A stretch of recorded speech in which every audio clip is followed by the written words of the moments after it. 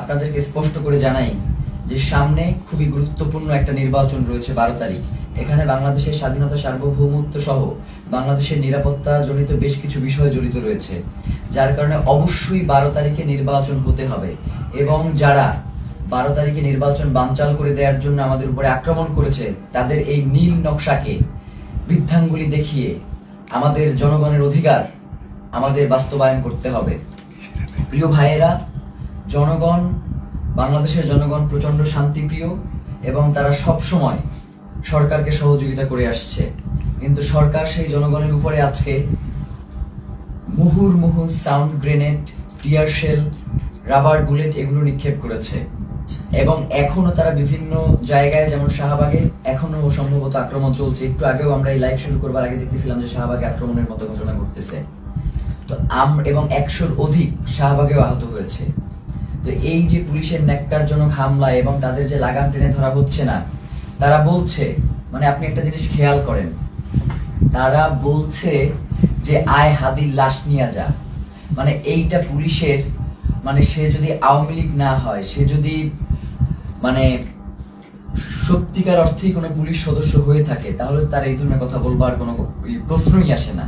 তো আমরা স্পষ্টভাবে বুঝতে পারছি যে বর্তমান পুলিশ প্রশাসনের এই যে আওয়ামী লীগ গোষ্ঠী যারা এখন পর্যন্ত রয়ে গেছে, তাদেরকে ছাঁটাই করবার না করবার কারণে এই ধরনের উদ্ভূত পরিস্থিতি তৈরি হয়েছে। এর দায়ভার এই অন্তর্বর্তীকালীন সরকারকেই নিতে হবে। এবং আমরা আশঙ্কা করছি যে যমুনার ভিতরে হয়তো অন্তর্বর্তীকালীন সরকার সেফ না, কারণ যারা আমাদের উপরে যেইভাবে আক্রমণ করেছে, তারা যে কোনো মুহূর্তে যমুনায় ডক্টর মোহাম্মদ ইউনূসের উপরে আক্রমণ করতে পারে। এই ধরনের একটা আমরা আশঙ্কা বোধ করছি, কারণ এদের আক্রমণের সাথে হাসিনার পুলিশ লীগের আক্রমণ পুরোপুরি মিলে যাচ্ছে।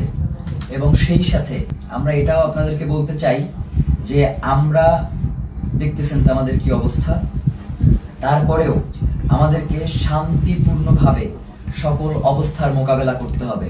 আমরা চাই যাতে বাংলাদেশে কোনো উদ্ভূত পরিস্থিতির সৃষ্টি না হোক, যার মাধ্যমে মূলত আজকের আক্রমণটা হয়েছেই হচ্ছে নির্বাচনকে বানচাল করে দেওয়ার জন্য।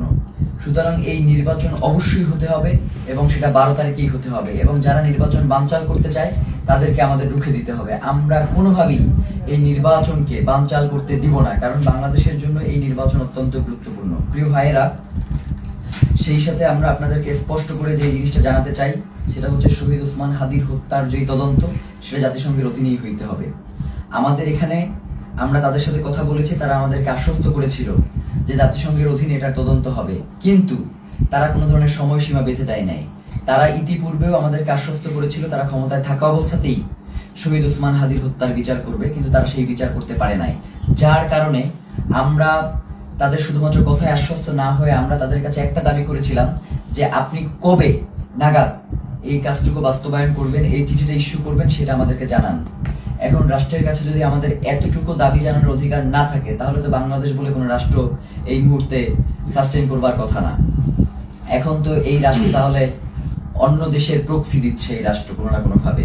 তো প্রিয় ভাইয়েরা, আপনাদেরকে স্পষ্ট করে বলি, শহীদ ওসমান হাদির হত্যার তদন্ত জাতিসংঘের অধীনেই হইতে হবে এবং 8 তারিখে অবশ্যই এই অন্তর্বর্তীকালীন সরকারকে জাতিসংঘের কাছে চিঠি প্রেরণ করতে হবে।